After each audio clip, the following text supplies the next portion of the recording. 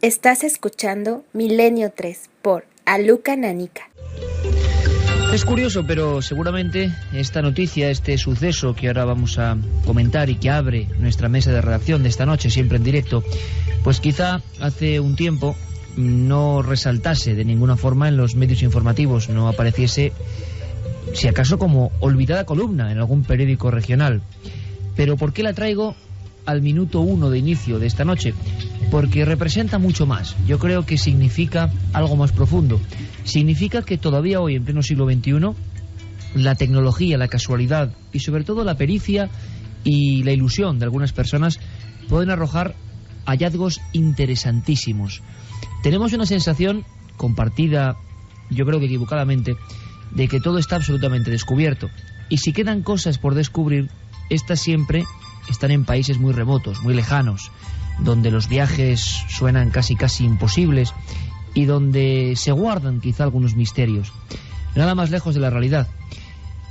Ahora mismo, en nuestro país, hay parajes, hay lugares, hay caminos que están por explorar. Suena fuerte, pero es así. Y en silencio, sin que los medios a veces hagamos caso, un montón de personas que en ocasiones ni siquiera son arqueólogos, no han podido estudiar historia o no pertenecen a la rama más científica de la investigación, descubren cosas que en ocasiones sí que llegan a fotografiarse, hoy hay más medios que nunca, y a conocerse. Es curioso precisamente que esta semana coincidan en España y en otro lugar muy alejado hallazgos provocados por la visión del satélite, las fotografías aéreas, como si algo iluminase, tintinease cierto lugar, como si algo marcase un entorno muy concreto. Esta, por ejemplo, es la historia de un hombre en León que noche a noche observaba en la pantalla que en cierto lugar muy próximo a su domicilio parecía que había algo que tenía interés, algo que quizá guardaba un misterio, pero nadie hacía caso de ese misterio, nadie acudía a ver qué ocurría. Y como ha pasado en otras ocasiones, ha tenido que ser alguien poniéndose las botas de investigador, de explorador, apartando la maleza y llegando al lugar, el que demuestre que efectivamente había un secreto esperando. En este caso el secreto tiene 6.000 años. 6.000 años. Y hablamos de la provincia de León. Es decir, no hace falta ir a Alaska, a la Antártida, a los últimos confines de Chile o de Siberia para encontrarse con el misterio.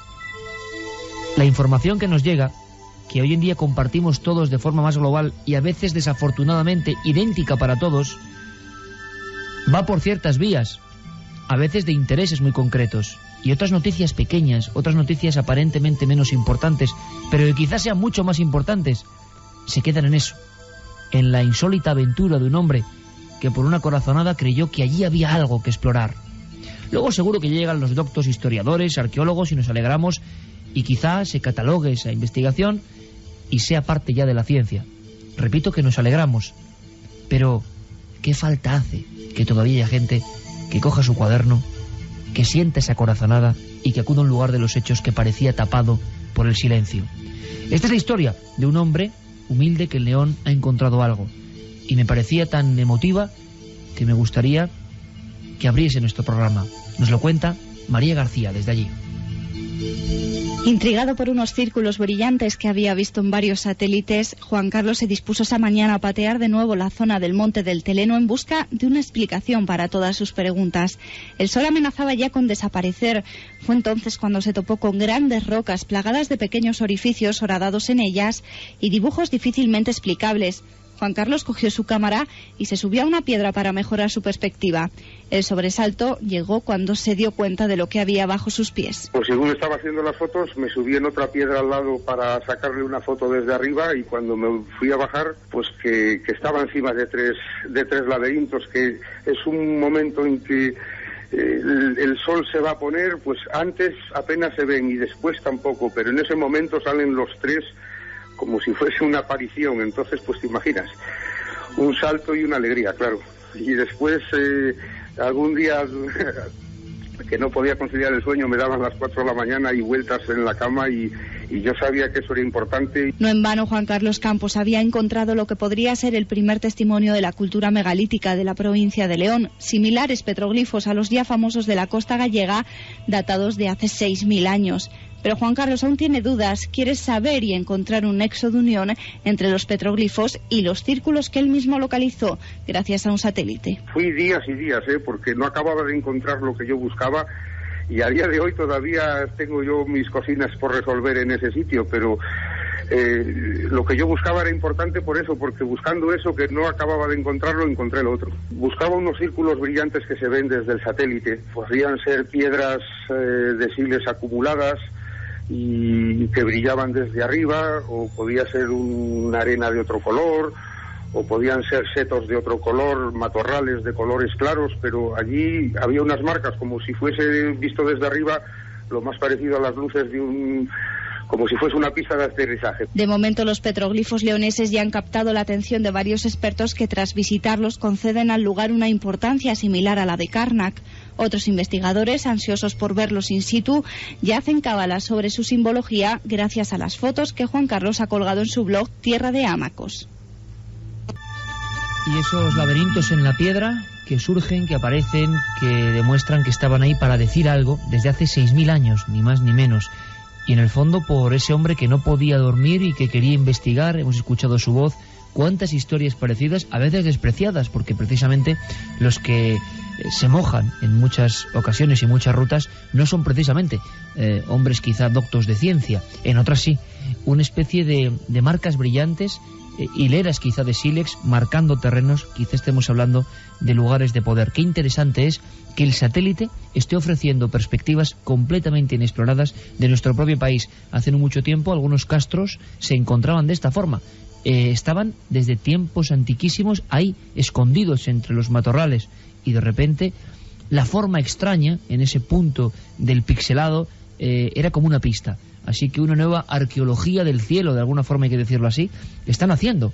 La forma, como ocurre por ejemplo en Nazca o en Palpa o en Atacama o en otros lugares donde desde luego la búsqueda es mucho más fácil, indica que desde el aire la perspectiva de un mensaje es completamente distinta, que hay que interpretarla, y mucha gente en la antigüedad parece que trazó cosas con ese sentido, que otros, quién sabe si otros que podían volar, quién sabe si una hipótesis fantasiosa, lo viesen, o quizá los propios dioses. Está ocurriendo. Abrimos la mesa de redacción. Buenas noches, Carmen. Buenas madrugadas, Iker. ¿Estás viendo ahí los documentos? Aquí los tengo en un blog que ha hecho el descubridor y estamos viendo esos petroglifos, algunos que son pues como una especie de laberinto, ¿verdad? Y también muchos círculos concéntricos. La verdad es que son curiosos. Son muy interesantes, como tantos lugares marcados desde la prehistoria. Juan G. Vallejo, buenas noches. Buenas noches, ¿cómo estás, Iker? Con la voz un tanto perjudicada, hay que decir que es por los aires acondicionados y demás. Efectivamente. No, y porque ayer fue un día muy feliz para todos, en el que recogiste el premio Arias Montano, tú y Carmen, y que bueno, que se vio... Bueno, pues toda la obra que habéis hecho, en la que yo pero bueno, me he metido Juan, en por esta Dios, última o sea, parte ese premio es del equipo, esa Milenio 3, no es para nosotros, es de todo el equipo. Efectivamente, y entonces pues sí, pues estuve muy contento, hablé muchísimo y tengo la voz destrozada de eso, y de los aires acondicionados, por supuesto. Interesante, Juanje. Santi, buenas noches, como siempre. Buenas noches. Él era el que decía, bravo. mira cómo me he quedado. Bueno, ¿qué os parece esta noticia? Yo creo que, claro, para mucha gente dice, bueno, anecdótico, ¿no? No es un misterio, no aparece ningún fantasma, no aparece ninguna luz extraña. Bueno, sí, las luces que se ven, que parece que marcan ese lugar desde las alturas. Pero qué interesante es que en España haya gente, y es bastante, que está indagando en el tema de la astroarqueología, la colocación de diferentes elementos en la Tierra para ser vistos desde el cielo, y que ahora tiene una nueva forma de verse, un nuevo espejo, ¿no? Que son los satélites, y cómo esta gente va al lugar, a veces un sueño repetitivo, a veces una corazonada, hace que al final esto se convierta en descubrimiento físico de piedra. Me parece interesantísimo, ¿no? Yo pienso que hay dos cosas completamente distintas. Una de ellas es el hecho de que aparezcan petroglifos, que además es curioso, se dice que tienen 6.000 años, pero no hay ninguna datación oficial de ellos, ya que la única forma de que se saque una datación oficial es rayando, rascando la patina del petroglifo en sí, dañándolo, y no es una prueba muy fiable. Entonces se dice que tienen 6.000 años porque hay otros que supuestamente están bien datados en Galicia que tienen ese mismo estilo, laberintos, espirales, círculos, pero no se sabe. No se sabe ni qué representan realmente, por qué la forma esa mágica un poco del laberinto. El laberinto y la espiral vendrían a representar en la cultura celta, sobre todo en esta zona de España, Galicia, y se ve muy claro por ejemplo en Irlanda, que aparecerían quizás las primeras representaciones de la espiral y el laberinto en la cultura celta, en concreto en el túmulo de Newgrange. Lo que vendría a simbolizar es que los mayas tenían un concepto cíclico del tiempo. Estaban obsesionados con sus primeros monumentos megalíticos en poder, sobre todo, ver y alinear las piedras de forma de que en ciertos equinoccios y solsticios pues las piedras le marcasen realmente, bueno, pues que comenzaba un nuevo tiempo en el que podían sembrar o hacer ciertas cosas debido a los cambios de temperatura y todo esto. Entonces, ese tipo de laberintos están muy relacionados con la concepción que ellos tenían del mundo que nos rodeaba, del universo, como algo cíclico de día, noche, cíclico. Efectivamente. Qué curioso, Santiago, que haya gente que todavía tenga esos regaños, ¿no?, de irse a lugares que a veces son de difícil acceso, que están en nuestro país. Yo siempre me he preguntado, la gente, claro, dice, bueno, se ve el campo por la carretera, pero es que entre carretera y carretera a veces hay muchos espacios que en ocasiones pasan días y días sin ser pisados por la huella humana, ¿no? Siguen siendo pequeños lugares inexplorados y ocurren cosas de estas, y si no fuera por esta gente esto no se conocería. Pues sí, además efectivamente el satélite nos ha dado una herramienta absolutamente increíble, y de hecho en los últimos años se están produciendo descubrimientos curiosísimos. Hace apenas un par de años, en septiembre de 2005, y es muy ejemplificador de muchas veces cómo se producen estos descubrimientos, un señor italiano que se llamaba Luca Mori, que ni tenía conocimientos de arqueología, ni siquiera le interesaba el tema, sino que simplemente estaba viendo su finca por Google Earth, y pues voy a verlo cómo se ve desde el aire. Y de repente lo que sí era un ingeniero informático y era una persona de mentalidad curiosa, inquisitiva, y lo que sí vio fue en un campo de labranza que había colindante a su finca, vio algo que le pareció un óvalo y dijo, puede ser una mancha, no, y él con ese espíritu inquisitivo empezó a indagar. Pues encontró un yacimiento romano, una villa romana, con cerámica, con pavimentos, con un yacimiento arqueológico importante de época romana que había pasado los últimos 2000 años absolutamente inadvertido, siendo un sembrado de patatas, dicho mal y pronto, y que bueno, pues no es ni siquiera, es anecdótico, porque realmente este tipo de descubrimientos por parte de benditos aficionados pues se están produciendo ya con bastante frecuencia. ¿Cuántas cosas habrá debajo de los lugares por donde circulamos habitualmente, las casas, las aceras? Lo decía el exministro Manuel Pimentel hace unas semanas, ¿te acuerdas, Juanje?, hablando de Tartesos. Claro, pero es que yo excavo aquí en Carmona y hay más cosas, cimientos de otras culturas de las que prácticamente no sabemos nada. 1:23, tenemos tantas cosas esta noche, algunas sorprendentes, pero de verdad, incluso relato de Teo Rodríguez, relato experimental casi, que me gustaría saber qué opináis sobre él. Interesante, en la segunda hora llegará en la nave del misterio, como no, Jeremy Martínez, que además le voy a pedir que poco a poco vaya uniendo esta sintonía cósmica con Apocalipto. ¿Y por qué hablo de Apocalipto? Porque la cultura de los mayas también aparece de esta forma. Es curioso que en la misma semana que se descubre esto, por un chivatazo o por una premonición casi del satélite, también esté pasando lo mismo en torno a ese mundo. En torno al maravilloso y fascinante mundo maya.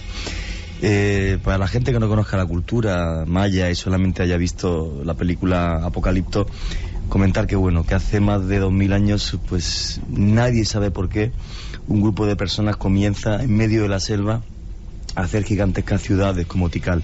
Entonces lo curioso es que en toda esa zona del Petén Itzá, del lago Petén Itzá, Petén significa pequeños islotes en maya, en toda esa selva que tengo justo, y aquí había traído un mapa por casualidad, lo llevaba en mi cartera, pues toda esa zona se está rastreando por la NASA porque están apareciendo nuevas ciudades.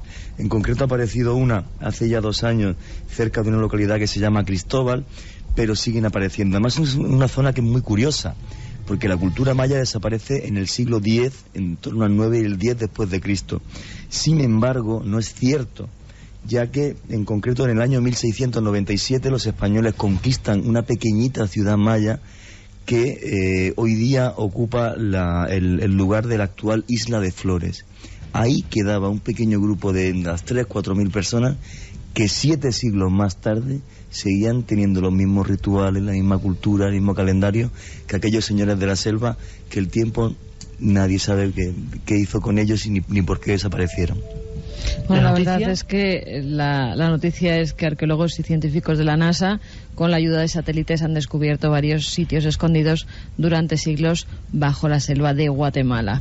Son una especie de satélites espías que pueden ver a través de las nubes, de los bosques, y es entonces cuando se revelan unas imágenes que son dentro de la vegetación, pues en colores se muestran diferentes, lo que indica que ahí abajo puede haber una construcción, sobre todo por las piedras. Esas construcciones de las que hablaba Juanje se van derruyendo con el paso del tiempo y van siendo cubiertas por la vegetación. Gracias a este satélite lo que se descubre son los restos de esas piedras, y si se cava, que es lo que posiblemente harán en muchos de estos lugares ya localizados, pues se descubran ciudades hasta ahora desconocidas. O sea, hay un puñado de ciudades donde pasaron muchas cosas perdidas todavía hoy. Total y absolutamente perdidas. Ten en cuenta, por ejemplo, que hace 2 años, si mal no recuerdo, se encontró Gran Saposa, que tenía más de 200 hectáreas en la zona de frontera entre Perú y Brasil. La descubrió Jean Savoy. O sea, hablamos de 200 hectáreas de ciudad. Pero, por ejemplo, en la zona a la que estamos hablando, la ciudad más conocida con diferencia es Tikal, que para que se haga la gente una idea, estamos hablando de que la G4 de Tikal, la pirámide más alta de Tikal, tiene 70 metros de altura. Es una gran cúpula que está por encima de la selva. Bueno, pues toda esa zona de Tikal hasta la frontera con México no hay ni una carretera ni nada. Hablamos de cientos y cientos de kilómetros cuadrados de selva pura, pantanosa, que nadie sabe que guarda. Hay una ciudad que está sin excavar a día de hoy, que es el Mirador, que está casi en la frontera con México, que es por lo mínimo de grande como Tikal, que en Tikal llegaron a vivir más de 100.000 personas y que de la que todavía no se ha tocado ni una piedra. Imagínate, Iker, un señor que tuviese una ciudad como el Mirador, con más de 100.000 habitantes, ¿cómo será su tumba? ¿Qué tesoros hay ahí, en medio de esa selva perdida? Pues se puede llegar después de 6 días caminando hasta el Mirador. Es una expedición que un día me gustaría hacer, y está virgen sin tocar por los arqueólogos a día de hoy. Este lamento, que es el lamento de esa cultura, prácticamente antes de su extraña desaparición. Desde luego, ya que has hablado de señores, vamos a dar un giro radical, porque esperaremos desde luego nuevos descubrimientos, y nos da, yo ya hice una profecía al País Semanal diciendo que iba a haber este tipo de hallazgos, y mira, aquí voy ya de Nostradamus, no me equivoqué. Pero ha habido una noticia que sí que no esperábamos, que ha causado un enorme impacto en el Reino Unido, desconcertante, y que tiene que ver con amantes, con relaciones un tanto extrañas para la época. No me extraña de todas formas que haya causado una revolución los titulares del Daily Telegraph, que es donde se ha publicado la noticia, y el titular decía más o menos que han encontrado el cuerpo del amante varón del rey Eduardo II de Inglaterra. Hay toda una historia, y nos la cuenta desde el lugar de los hechos, como debe ser, Begoña Arce. Un cadáver mutilado, hallado en una fosa medieval en una abadía del norte de Gran Bretaña, es, según parece, el cuerpo de quien fuera el amante varón del rey Eduardo II de Inglaterra. El hombre, que según muestran sus restos fue ahorcado, castrado y descuartizado, era Hugh Despenser, quien acabó ejecutado por traición en 1326. La vida de Despenser terminó abruptamente después de que el rey fuera depuesto por la reina y sus aliados. El amante real había amasado una gran fortuna y se había enemistado con muchos de los allegados a la corona. Su cabeza se exhibió colgada en el puente de la Torre de Londres. Los restos del desafortunado aristócrata inglés fueron hallados en la década de los años 70, pero es ahora cuando la antropóloga Mary Lewis de la Universidad de Reading ha llegado a la conclusión de que se trata del amante de Eduardo II. Como decíamos, enorme escándalo. No sé si decir qué opináis de la noticia, pero desde luego la imagen es de impacto, ¿eh? No me sorprende. No me sorprende porque, bueno, la monarquía británica no es ni el primero ni el segundo episodio de homosexualidad que ha tenido en su historia. Hay una Biblia que se suele usar, que es la que se usa en la Iglesia anglicana y es la que se usa en casi todos los países protestantes, la más extendida, que es la Biblia del rey James, del rey Jaime I. Pues el rey Jaime I, no uno, como en este caso, se le conocían tres amantes varones: Esme Stuart, Robert Carr y George Villiers. Y era prácticamente público y notorio. Ello se debía a una curiosa costumbre de la época, que es que los reyes no dormían solos. Tenían unos cortesanos, que los reyes británicos tenían unos cortesanos que eran los cortesanos de la Cámara Real, que eran los que dormían con el rey. Y dormían tanto para hacerle compañía como para garantizar su seguridad. Y dormían en la misma habitación. Es decir, la habitación, la alcoba real, estaba generalmente concurrida. Y bueno, pues algunos cronistas pues comentan que el roce hace el cariño, y de ahí pues surgían estas relaciones. Bueno, pero incluso tú, mirando los archivos, hay que decir que, bueno, ahora comparte Santiago su ordenador prodigioso con una libretilla que también se va a convertir en leyenda urbana, que decimos que es el libro donde todo está escrito. Es una pequeña libretilla, no es muy al uso, porque es algo más estrecha, ¿verdad, Juanja? ¿Verdad, Carmen? La estáis viendo. Y le digo, pero Santi, esto que me estás contando antes en la redacción, mientras estábamos ahí cenando, y me dice, en esta libreta todo está escrito. Y bueno, vamos a ver, desde luego hay historias parecidas a estas, y que, como siempre saben nuestros amigos milenarios, nos demuestran que nada es nuevo. Y hay alguna historia, si no me equivoco, en Uganda, que nos va a demostrar hasta qué extremo llegó esto. Bueno, el santoral a veces nos depara curiosas sorpresas. El 3 de junio se celebra la festividad de San Quicito, porque existe San Quicito. Y San Quicito, junto con otros 21 primero mártires y luego fueron canonizados, fueron 21 mártires que murieron ejecutados por el rey Mwanga de Uganda en 1886. ¿El rey? Mwanga. Existe, real, el rey Mwanga. Y el rey Mwanga, pues, tenía, digamos, las mismas tendencias que Jaime I y que Eduardo II. Y que Ricardo Corazón de León, que bueno, en las cruzadas también hubo lo suyo con Felipe Augusto de Francia. Pero el problema es que en Uganda, pues este señor pues era un auténtico tirano, y la alternativa era tener relaciones con el rey o ser ejecutado.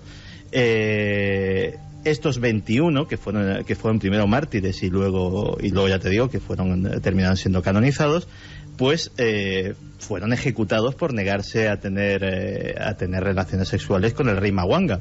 Y bueno, pues eran cristianos, habían sido convertidos por los misioneros, y precisamente se basaban en esa fe para negarse a tener ese coito, ¿no? Entonces la Iglesia recogió su sacrificio y se lo reconoció el santoral. En fin, ¿a que no conocéis la historia? Pues no, la verdad es que no, esas historias que se saca Santi de la manga del rey Mwanga, o ¿cómo se llamaba? 3 de junio, San Quicito. ¿Pero tú conoces a alguien que se llame Quicio? No, pero seguro que esta noche alguna milenaria que esté en cinta lo mismo se lo empieza a pensar. Bueno, me están comentando, y yo creo que podíamos hacerlo. Vamos a hacer ese experimento. ¿Por qué anunciar algo para la segunda hora? Vamos a meter el relato de Teo directamente. Vamos a comentar una serie de cosas que a mí me han dejado un poco intrigado, sobre hallazgos de todo tipo, hallazgos en el mar, por ejemplo. Hay algunas imágenes que daremos, además, la dirección, algunas imágenes de una de las criaturas más extrañas que yo he visto nunca, filmada en la Antártida. Cuentan que en la Antártida hay un problema de gigantismo de muchos de los especies, animales, que están como, bueno, sobredimensionados. Imaginaos las aguas profundas, claro, absolutamente casi congeladas, y animales muy extraños de repente están ahí haciendo una serie de grabaciones y se encuentran una especie de, yo no sé cómo llamarlo, luego lo vamos a describir, y daremos arañas, ¿no? Sí, pero de gran tamaño. Arañas marinas gigantes. Arañas marinas gigantes. Bueno, desde luego la imagen es impresionante. Pero antes, hablando de mar, ya que hablamos de mar, Me adelanto y os digo que esto es un experimento un tanto extraño que tenéis que escuchar, cuya autoría, como no, es de Teo Rodríguez, y que tiene que ver con eso, con las aguas y las profundidades, la playa de las ballenas. Escuchamos todos muy atentamente. Antes de comenzar, me gustaría deciros que soy consciente del esfuerzo que todo esto supone para vosotros, de lo difícil que puede llegar a ser recordar etapas de vuestra vida que os marcaron profundamente. Estamos aquí para contar todo aquello, para sincerarnos, para escucharnos, para asimilar y entender qué es lo que nos tocó vivir. Y que esos acontecimientos, a pesar de su carácter terrible y doloroso, forman parte de lo que somos. Bien. ¿Quién quiere comenzar? ¿Tú? Bueno, muy bien. Adelante.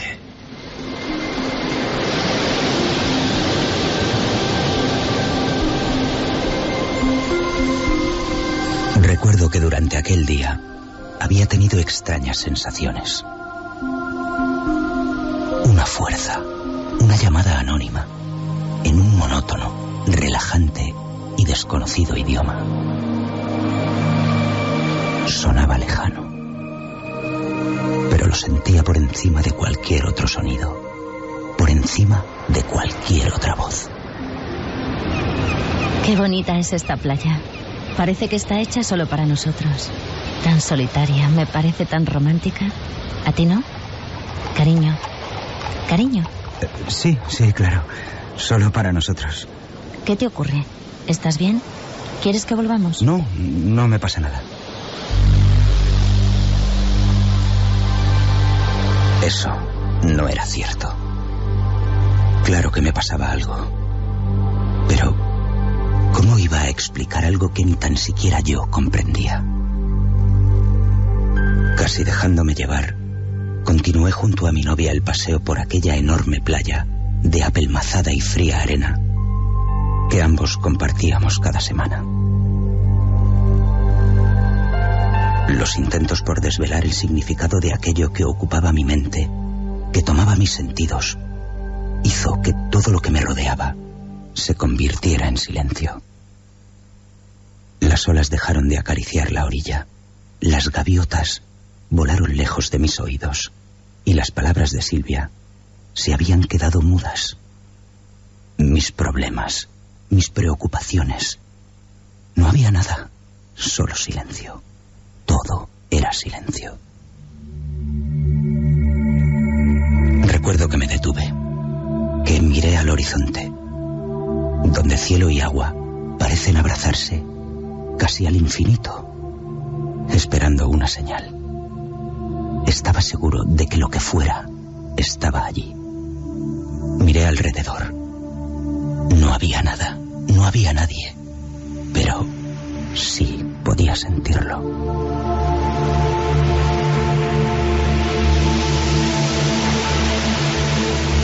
¿Qué miras? Iván. ¿Lo sientes? ¿A qué te refieres? ¿No te parece relajante? El mar hace que todo se reduzca a nada. Por eso estamos aquí.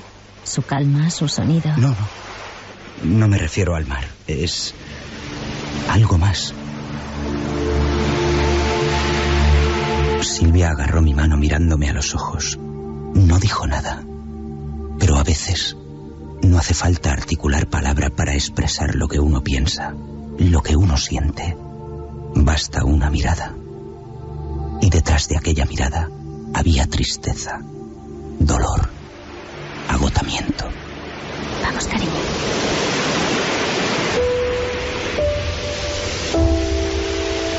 Dejamos la playa atrás.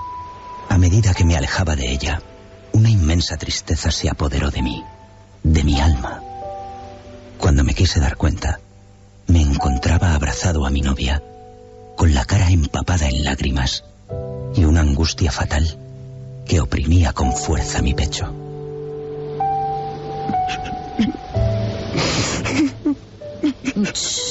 Tranquilo. Tranquilo, cariño, tranquilo. Tranquilo. Y así, hasta que me pudo el cansancio.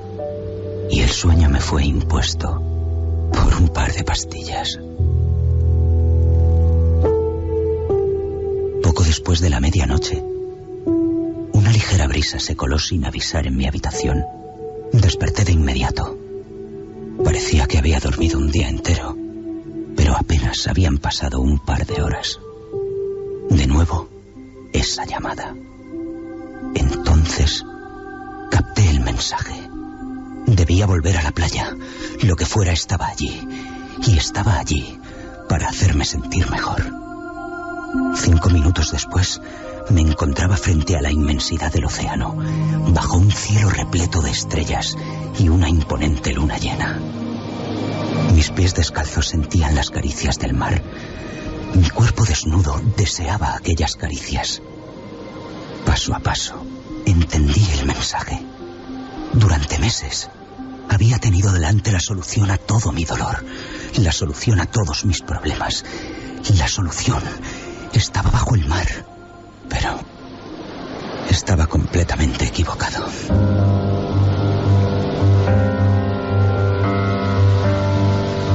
Aquella sensación de euforia se esfumó en pocos segundos, justo los que tardé en darme cuenta de que no era oxígeno lo que llenaba mis pulmones.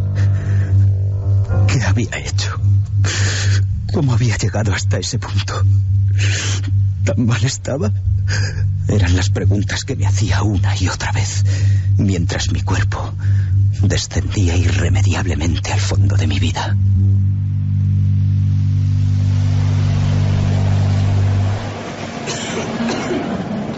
Hola, me llamo Silvia. Tengo 30 años. Bueno,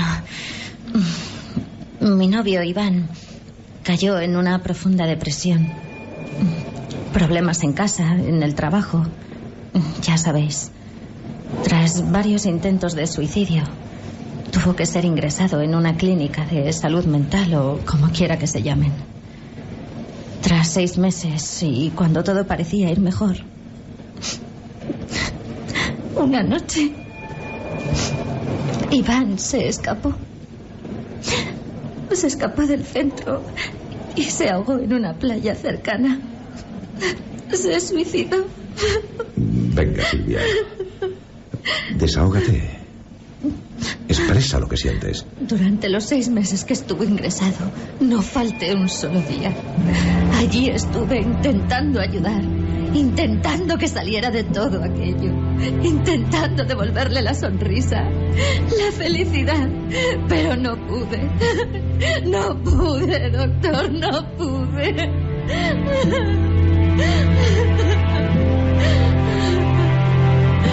Amor mío, hiciste mucho más de lo que merecía, mucho más de lo que cualquier otra persona hubiera hecho en tu lugar. Si existe un solo culpable en todo esto, ese soy yo. Los problemas se solucionan en vida. Fuera de ella, no tienen remedio. Te echo de menos, Silvia. Echo de menos a mi familia, a mis amigos. Echo de menos mi vida. Una vida a la que jamás debería haber dado la espalda. Una vida que jamás debí dejar varada en aquella playa. En la playa de las ballenas. Ahí estaba el experimento de Teo Rodríguez. Por cierto, que esta noche está llena de sorpresas. Muy atentos, durante las 2 horas, porque esta noche y no otra hemos tenido una serie de problemas con el 7640 en esta semana pasada, pero esta noche y no otra se cierra ni más ni menos que la elección de las 7 maravillas del misterio. Llevamos casi 2 meses buscando las 7 maravillas del misterio. 7640, palabra clave milenio, espacio y lo que queráis. Esta noche, por fin, después de tantas trifulcas, de tantas promociones de algunos objetos o lugares mágicos, esta noche, las 7 que finalmente se van a quedar. Así que, bueno, hay una última oportunidad. Está todo correcto, ¿no, Carmen, en este momento? Porque ha habido tensión hasta ahora mismo. Está ya todo correcto. Ya tengo la nueva página donde nos llegan los mensajes de los comentaristas de Milenio 3, 7640, el mismo número, palabra clave Milenio, espacio, vuestros mensajes, vuestras votaciones y, como no, también la otra vía de contacto, Milenio 3 con número, @cadenaser.com. Podéis seguir votando hasta que acabe este programa, porque hoy decidimos la maravilla del misterio. Bueno, me contaba Carlos Largo, nuestro compañero, que estaba más reñido que nunca el tema, sobre todo de la primera posición entre las pirámides de Gizeh y la Sábana Santa. Pero esta noche, a última hora, la última ronda de Carlos Largo, que va a estar hoy pegado al ordenador, será a las 2:55. El primer gran concurso, vamos a llamarlo así, de Milenio 3 en su historia, después de 7 temporadas, elegir las 7 maravillas del misterio, se acaba. Y os dejo un minuto. Esto es el debate. No, Santi, no hay debate político ahora constantemente, que nos están ya atufando. ¿Sabes qué pasa? Debate.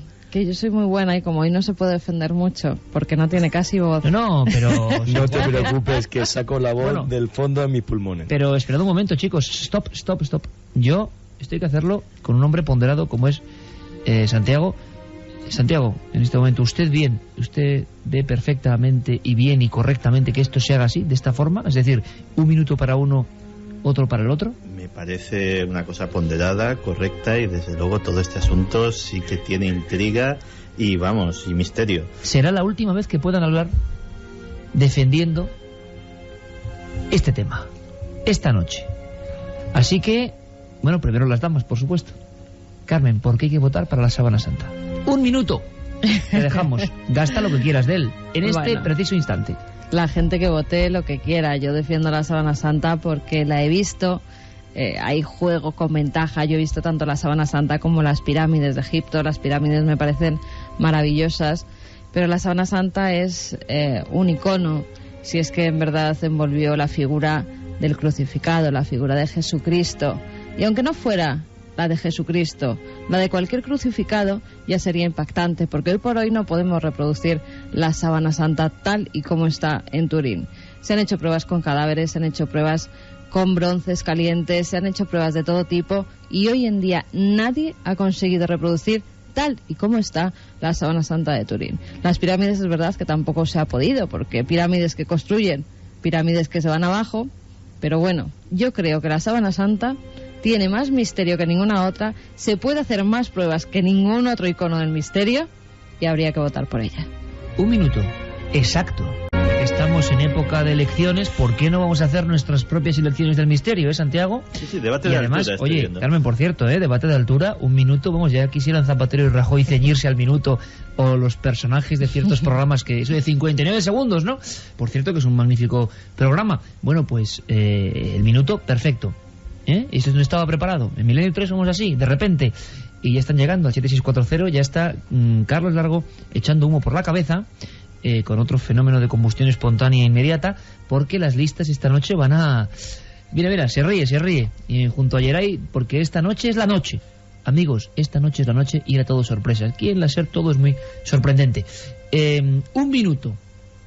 Y además te lo voy a dejar, Juanje, en el momento exacto que le he dejado a Carmen para defender las pirámides de Egipto.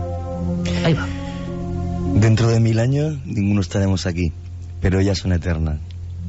137 metros de altura, 2,5 millones de bloques de piedra. Si pusiéramos las rocas de la Gran Pirámide en fila india, darían la vuelta a la Tierra. Nos miran de una forma increíble de un infinito desierto. Dicen que representan el cinturón de Orión, la primera huella de los dioses sobre la Tierra. El caso es que caminar por su interior para mí ha sido como dijo Napoleón, ¿no? Cuando durmió en su interior y le preguntaron: Sire, ¿qué ha visto usted? Y él dijo: no podríais creerme.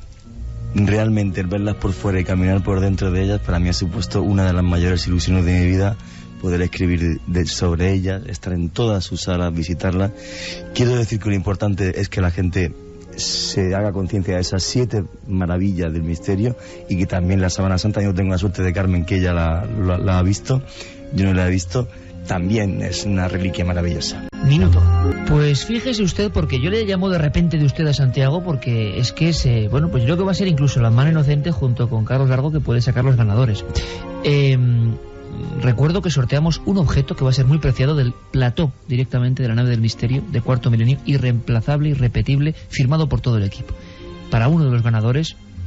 Pero también vamos a sortear libros de Milenio 3, y además se unían nuestros compañeros con sus propios libros. Se va a haber muchos ganadores, va a haber una cesta cultural importante.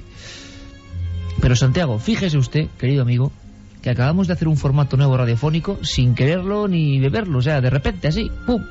Y no ha quedado nada mal, ¿eh? 1 minuto para defender un misterio, no está nada mal, ¿eh? Señor Jiménez, la ocasión, la solemnidad de la ocasión lo merece. Esto me hace congratularme y volver a tener más viva que nunca mi fe en la democracia. Sí, señor, esto es la radio en vivo. Y os voy a decir una cosa, me encanta, ¿eh? Tenéis solera. Si en la radio nos va mal, chicos, yo me hago representante vuestro político, porque vaya forma de defender un misterio en 1 minuto. Y repito, amigos, bueno, quienes saben cómo hacemos Milenio a veces, esto ha salido así, de repente. Y además teníamos muchos problemas con la tecnología y se acaban de resolver. Esta noche y no otra, las 7 maravillas del misterio. La lista dentro de 3 minutos aproximadamente, bueno, a final de hora. Pero la segunda hora va a ser la más intensa de la historia de votaciones. Pero a final de hora vendrá por aquí Carlos para pasarnos la lista de cómo está el tema, después de 2 meses de votaciones. Y por cierto, admitimos propuestas para el siguiente concurso. Y los premios irán a más, ¿por qué no? Con nuevas cosas, con nuevas ideas. ¿Qué os gustaría tener del equipo de Milenio? ¿Por qué no vamos a hacerlo? ¿Por qué no?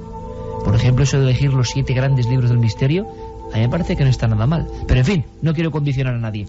Ahora nos vamos directamente, montaña rusa, con una noticia que nos ha sobrecogido, ¿verdad? A todos. Parecía que no podía haber más datos sobre la trama de JFK. Y cuando lo estábamos cotejando aquí en redacción, y ha llegado después Santiago, dice, pero es que hay otra noticia sobre Robert Kennedy. Los Kennedy de nuevo en el punto de mira. Vamos a escuchar, Jerry, por favor. Esta es la voz del presidente, yo creo que más emblemático de la historia del siglo XX, sin duda alguna. Le escuchamos. John Fitzgerald Kennedy, do solemnly swear. I, John Fitzgerald Kennedy, do solemnly swear that you will faithfully debates, momentos importantes de la historia, quizá más ensombrecido, aunque ahora una película, Bobby, hablaba también de su misteriosa muerte.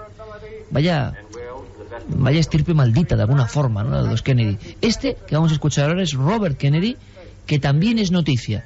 Así suena su voz en este túnel del tiempo.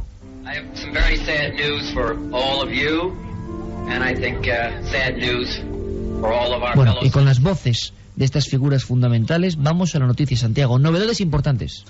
Pues sí, porque la verdad es que la semana ha sido curiosa en el tema de los hermanos Kennedy, y las noticias no han venido solas, han venido en este caso a pares. Empezamos con John Fitzgerald Kennedy. El actual fiscal del distrito de Dallas se llama Craig Watkins. Pues Craig Watkins ha hecho una cosa que sus antecesores no habían hecho, y es que había en un sótano 15 cajas de material confidencial de la investigación de la Fiscalía del Distrito que contenían material de la investigación del caso JFK. ¿Que no se habían abierto? No se habían abierto. Pero ¿esto cómo es posible? Pero material, entre otras cosas, como la camisa que llevaba Lee Harvey Oswald cuando fue detenido, o la pistolera en la que Jack Ruby llevaba el revólver con el que mató al propio Oswald. Aparte de muchísima documentación, interrogatorios, etcétera, etcétera. Lo que más ya se ha llamado la atención ha sido una transcripción de una conversación presunta, porque está todavía sobre debate si es auténtica o no, entre Jack Ruby, el asesino de Oswald, y el propio Oswald, un mes antes de la muerte de Kennedy, y en la cual ambos hombres estarían confabulándose, estarían hablando sobre el futuro atentado a Vamos a ver, Santiago, esto me parece tan increíble. Mira, ojos como platos en Carmen y en Juanje. Sí, sí. Y yo por ahí. Vamos a ver. Me estás hablando de la historia del magnicidio más importante del siglo XX, que había 15 cajas de material sin abrir. Había 15 cajas que llevaban todos estos años guardadas, custodiadas por la Fiscalía del Distrito de Dallas, y que contenían todo ese material que parece ser que parte de él sí que se utilizó en la confección del informe de la Comisión Warren, pero que desde entonces absolutamente nadie había tenido acceso a ellas. De hecho, no forma parte del material declarado como secreto, del material declarado materia reservada, que son los archivos del FBI, los archivos de la CIA. Queda una gran cantidad de conspiración, por eso nacen las grandes conspiraciones. Pero hombre, todo el mundo lo sabe, pero unas balas extrañas, nunca mejor dicho, mágicas, decían algunos, misteriosas, imposibles, acaban con JFK. Todo el mundo culpa a un hombre que está escondido, que se llama Lee Harvey Oswald, y este individuo, cuando de alguna forma va a hablar, va a contar su versión, es, saltándose todas las normas de seguridad ante lo que ha ocurrido, una especie de pequeño mafioso, Ruby, le dispara a bocajarro en una foto clásica del siglo XX. En el propio aparcamiento de la comisaría de policía. Con lo cual, el silencio ya es absoluto. Bueno, estos dos hombres hablaban antes. Claro, a bote pronto, Santiago, ¿merece credibilidad esta grabación? ¿Creéis que realmente puede ser, como dicen, un hoax, ¿no?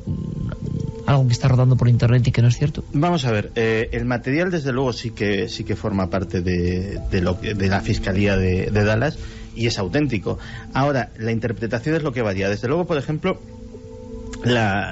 materiales como la camisa de Oswald son verídicos y absolutamente históricos, e incluso, quién sabe, si pudieran ser susceptibles de algún tipo de análisis forense con el paso del tiempo, pues a lo mejor la prueba de la pólvora o vaya hasta a saber qué. Pero con lo que más controversia hay es con la transcripción de esa conversación que citaba antes, porque al parecer uno de los antecesores en el cargo del fiscal Watkins había firmado un contrato con una productora de Hollywood para producir una película sobre la investigación del asesinato de Kennedy, película que nunca se llevó a cabo, a pesar de que ya te digo que el contrato estaba firmado. Entonces hay gente que dice que esa transcripción podía formar parte de el presunto guión de la película, con lo cual hay un debate abierto sobre si esa pieza en concreto de esas 15 cajas de material, insisto, que es una mínima parte, pues es auténtica o no. ¿Tú crees que no, Carmen?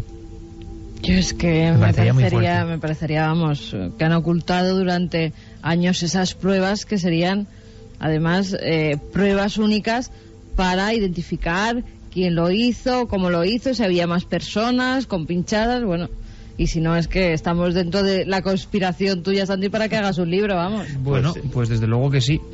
A la vuelta, después de las noticias, vamos a hablar de Robert Kennedy, de la información sobre Robert Kennedy, pero queda un minuto y medio para que os diga una cosa que va a poner seguro de los nervios a gran parte de la audiencia, pero también a nuestros importantes partidos políticos del misterio, vamos a decirlo así, encabezados por Carmen y por Juanje, que se han batido el cobre siempre amistosamente. Sí, que luego nos dice la gente que nos llevamos muy mal, y es mentira. Para defender los 7 iconos del misterio. En este momento, 1 y 58 minutos, queda una hora para votar. 7640, palabra clave Milenio Espacio y lo que queráis, porque esta noche es muy importante. Primer concurso de Milenio 3, los 7 iconos. La sábana santa en primera posición y las pirámides de Egipto después de varios miles de votos a lo largo de todo este proceso, a 2 votos. 2 votos de diferencia entre la sábana santa y las pirámides. Juanje se ríe. No sé de nervios, a 2 votos. Tercer puesto parece inamovible para el Escorial, cosa bien merecida. Cuarto sería el asunto de Belme de la Moraleda. Quinto, el Pilar, la Basílica del Pilar. Sexto, el célebre pueblo, lo que queda de él, de Ochate. Y séptimo, una joya, la Catedral de Burgos. Estas serían en este momento las 7, pero sabéis que hay varias que están disputándose esas posiciones.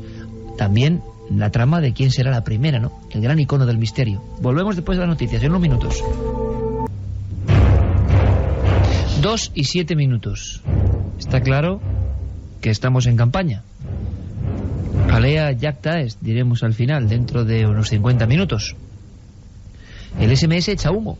Y además la gente, bueno, pues con todo el criterio que tienen los amigos milenarios, opinando y haciendo ellos este programa también, interactivo. ¿Por qué les ha convencido más uno? Algunos han cambiado su voto, habían votado por unas cosas, varían. Ya lo sabéis, las vías abiertas en la última hora en que decidiremos los 7 iconos del misterio. Quizás Santi y yo tendríamos que habernos implicado defendiendo otros, porque la diferencia entre Sábana Santa y las pirámides respecto a los demás es importantísima. Es curioso quizá porque nadie las ha defendido con esa vehemencia, ¿verdad, Santiago? Hemos hecho mal porque esto en Milenio 3 va a significar un antes y un después. Ya no se va a hablar de milenarios, ya va a haber piramidones y sabaneros. y no sé dónde va a poder llegar esto. Sí, esto es como Lagartijo y Frascuelo, Manolete y Arruza, en fin, tantas y tantas, Madrid Atleti. Esto es tremendo, pero siempre desde el punto de vista de la amistad, claro que sí, que es que luego fair play. La gente nos para por la calle, dale fuerte a ese que te pone verde, que no sé cuántos, que habla de la sábana. Y la verdad es que Juanje y yo somos muy amigos. O sea, una cosa es que defendamos cada uno nuestro icono del misterio. Y luego, como debe ser y con vehemencia. Y luego una cosa que la gente no nos cree jamás, y lo puedes decir tú, Iker, nos hemos enfrentado en televisión o en radio de forma premeditada. Es que no estamos de acuerdo en casi nada. Es verdad, somos tan distintos, Juanje. Es que no estamos de acuerdo. Bueno, se nos ha ocurrido lo del minuto para el mejor, de alguna forma, así como quien no quiere la cosa, y yo creo que puede ser muy interesante de cara al futuro, con varios amigos, defender posturas en un minuto, pidiendo permiso, eso sí. Bueno, hay muchos programas que lo han empleado, ¿no? Pero nos parece interesantísimo, y ha surgido así. 7640, intentaremos mediatizar lo menos posible en la lectura de los mensajes, pero ahí van. Tendría que leer Santi hoy los mensajes, casi, porque estamos en plena campaña. Mira, sobre todo estoy sacando los mensajes que no dan su voto. Venga, perfecto. Solo sobre las preguntas, aunque alguno se cuele. Y agradecemos además vuestra acogida y palabras, porque hemos tenido una semana y media, de cambio informático de la plataforma de los mensajes. Agradecemos también, como siempre, vuestra paciencia. Mira, por ejemplo, Alfredo desde Asturias nos decía que un amigo que está en Guatemala, en plena selva, colaborando en una ONG con niños, ha encontrado una pirámide de unos 6 metros. Él, así, o sea, directamente por el entusiasmo. Un amigo de Alfredo, que es quien nos escribe. Sí. O sea, que los arqueólogos, claro, ¿cuántos hallazgos arqueológicos importantes Guatemala eran de personas que no eran, ni mucho menos doctorados ni licenciados en esa disciplina, ¿no? Todos, y más en esa zona de Guatemala, que ya te digo, tengo el mapa delante, lo podéis ver, y es que no hay nada, solo selva y pantanos. O sea, lo que hay ahí sin descubrir, posiblemente 100 ciudades, 50, 40, fácilmente. Francisco Sánchez nos dice si podría ser una de esas ciudades perdidas El Dorado. ¿Qué podéis contar de esa leyenda, o tal vez no sea tal? Yo no sé darte otro minuto, Juanje. ¿Estás inspirado? ¿Estás sembrado? Pues me cuentas en un minuto lo que es El Dorado. Como empecemos así, va a ser todo en un minuto, ¿eh? No podemos abusar tampoco, no. Cuéntame, que es brevemente, eso sí, el Dorado. Sí, Gonzalo de Quesada es un explorador español que llega a la zona de Cundinamarca, en Colombia, y conoce una tribu que son los indios chipchas.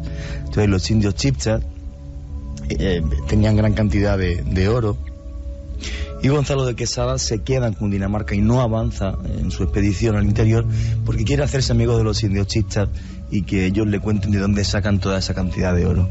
Entonces hay un momento en el que un anciano de la tribu le cuenta a Gonzalo de Quesada: mira, pues además hacemos una ceremonia todos los años, la que aparece en la famosa película El Dorado, que es real, esa ceremonia se hace de forma real, en la que nuestro rey, nuestro cacique, se llena todo de polvo de oro, se va por encima del lago Guatavita, que se puede visitar a día de hoy, y se tiran una serie de objetos, de barcas de oro y de objetos sagrados de oro al fondo del lago. Claro, aquello hizo que Gonzalo de Quesada ya dijera: Dios mío, esta gente es un filón. Entonces, ante la insistencia de Gonzalo de Quesada, ese mismo anciano le dice: bueno, pues este oro realmente viene de un lugar que está a meses de viaje en medio de la selva, y que traemos aquí para hacer todos los años esa ceremonia y para ciertos adornos y tal. Entonces eso es lo que realmente impulsa luego más tarde a Hernán Pizarro y a otros a la famosa expedición de la búsqueda del país de la canela y del dorado. Entonces la historia real es que, lo que dice la arqueología moderna y real, digamos, es que todo el oro de América Latina, el oro que se puede ver en el increíble Museo del Oro de Bogotá, que a todo el mundo le recomiendo que visite, o de los incas, ten en cuenta que en el gran templo inca, el Coricancha, había un bosque de oro con llama, efectivamente. Supuestamente salían de pepitas de oro de los ríos. No había ninguna mina en toda esa zona de América. A día de hoy la única mina de oro que hay es una que hay cerca de Ciudad Bolívar en Venezuela. Bien, yo creo que El Dorado, tal y no sé si como una ciudad pudo llegar a existir, yo creo que sí, Pero lo que sí está claro es que tal cantidad de oro que había de los incas, que estamos hablando de miles y miles y miles de kilos, de los chibchas, de los mayas, de toda esta gente, no podía salir de las pepitas del río, porque a día de hoy se siguen buscando las pepitas del río y no hay pepitas. Entonces, esa gran ciudad, ese gran misterio, para mí sigue vivo y sigue estando ahí en medio de una selva perdida. Mira, también para hacer más descubrimientos, nos dicen que hay un visor español con algunas zonas mejor visibles que el Google Earth. Se llama SIGPAC y es del Ministerio de Agricultura, pero de acceso libre. Sí, SIGPAC. Muy interesante, y donde hay detalles, vamos, está hecho para los campos de labranza prácticamente, ¿no? Así que es mapeada España entera. Siempre he pensado que esa zona del Teleno y la Maragatería en León tenía mucho misterio, y me alegro que se hayan descubierto cosas interesantes. Bueno, Monte Teleno, Santi desde Madrid. Lo dijimos en Ponferrada, Monte Teleno, monte mágico desde la más remota antigüedad. Hola amigos, mi voto para las pirámides. Si se descubriera el misterio tendrían que cambiar la historia. Juanje, la cena, un gran abrazo, Macarena desde Tenerife. Bueno, hay que decir que lo de la cena era mentira. No, lo de la cena es verdad. Entre todas las personas que han votado a las pirámides... A mí no me dejaron regalar mis libros, Juanje. Oye, pero yo que invito a una cena no significa nada malo. Bueno, eso ya entra dentro de la campaña. Vamos a dejarlo de momento, yo creo, en ese premio, que ya es bastante, ¿verdad, Santiago? Sí. De Cuarto Milenio, parte de nuestro... No es atrezo, porque es parte de la nave del misterio. Si alguien va a tener en su casa, parte de la nave del misterio, física. Y luego los libros. Alejandra de Lugo, que vota por la Sábana Santa, el mayor de los misterios, nos dice. También Luis desde Valencia dice que los perros negros deberían estar en la lista. Gente como Carol, que dice que le hemos hecho llorar, o más bien le ha hecho llorar el relato de Teo, que es precioso y muy real. También sobre el relato nos dicen bonita historia y bonita moraleja, pero es fácil hablar cuando nos está pasando por ese infierno. Por supuesto, líneas abiertas más que nunca en esta hora última en la que, bueno, vamos a elegir esos 7 iconos. No, cuidado, no vamos a elegir, vais a elegir, que es lo importante. Pero hemos dejado pendiente una trama, bueno, de las de Santiago Camacho, ¿no? Que se ha además mostrado en medios tan solventes como la BBC. ¿Qué pasa? Nuevos documentos sobre Kennedy, es la historia de nunca acabar, cajas todavía por resolver, al igual que las ciudades perdidas, ¿no? En el fondo es lo mismo, que nos cuentan que sabíamos todo y caramba, pasa el tiempo y no lo sabíamos. Pero también Robert Kennedy está metido en esta historia de hallazgos de ultimísima hora. Santiago. Para que veas cómo es la vida. La misma semana, concretamente hace nada, un par de días, el 22 de este mes, el diario británico The Guardian publicaba una noticia relacionada en este caso con el asesinato también, con el magnicidio del hermano de JFK, de Robert Kennedy. Y es que un conocido perito forense en acústica que ha participado en muchos juicios en Estados Unidos, Philip Van Praag, es su nombre, pues se ha dedicado durante unos meses a estudiar una grabación de audio que tenía un periodista que se llamaba Stanislav Brozinski, que era el único que tenía una grabadora encendida en el momento en que sonaron los disparos. Estaba en plena campaña electoral y bueno, pues en aquel momento estaba saludando a los cocineros del hotel en el que se hospedaba y bueno, pues pensaba hacerle unas preguntas. Y con la confusión, en un primer momento es que ni se dio cuenta de que tenía todavía la grabadora encendida y efectivamente lo grabó absolutamente todo. Este buen señor es, ya te digo, un conocido experto en acústica que ha participado en muchos juicios y ahora se puede valer pues de modernos métodos de análisis informático para analizar esa grabación de audio. Y se ha encontrado con que en esa grabación de audio se escuchan 14 disparos. Esto no tendría ninguna importancia de no ser porque en el revólver que se le intervino a Sirhan Sirhan, ahora diremos presunto asesino, pues solamente faltaban 8 balas. Es decir, hay una serie de disparos de más. Esos disparos de más no solamente nos da el dato de que existe en este perito forense, sino que su digamos, ajuste en el análisis nos lleva hasta que nos dé hasta la marca del revólver con que se dieron, porque él tiene su base de datos en el cual tiene registrados cómo suenan pues las diferentes armas que hay en el mercado. y decía que Sirhan llevaba un revólver de la marca Iver Johnson, que tiene un sonido característico. Pues bien, el resto de los disparos, los 6 disparos de más, venían de un Harrison & Richardson, que era, curiosamente, el revólver utilizado por varios de los escoltas de Robert Kennedy. Eso encajaría con algunos análisis forenses. ¿No dispararon a Sirhan, los escoltas hacia él, hacia el asesino? No hay, de hecho, había muchísimos testigos que vieron disparar a Sirhan, pero eso encaja con una cosa que en el análisis forense nunca se terminó de aclarar. Sirhan estaba a varios metros de distancia de Robert Kennedy y enfrente de él. Pues bien, los disparos mortales que recibe Robert Kennedy los recibe por la espalda y a quemarropa.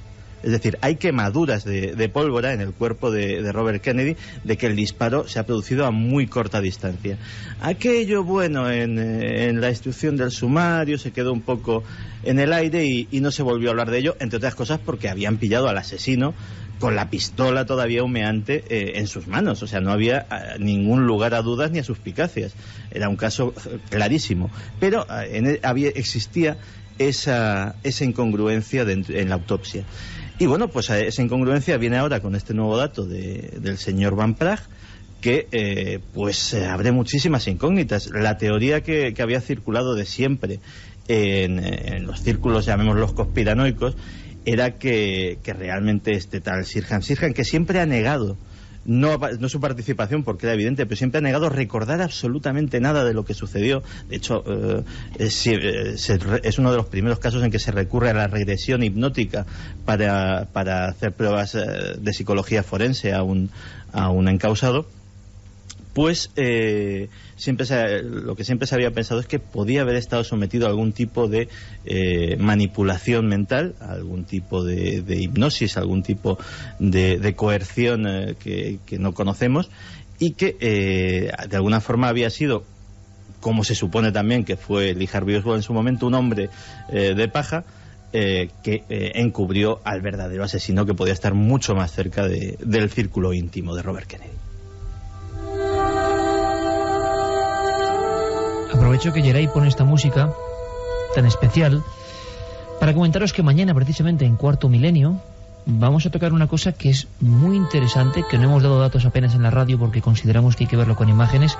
Solo os doy un par de datos ambientándome en esta música.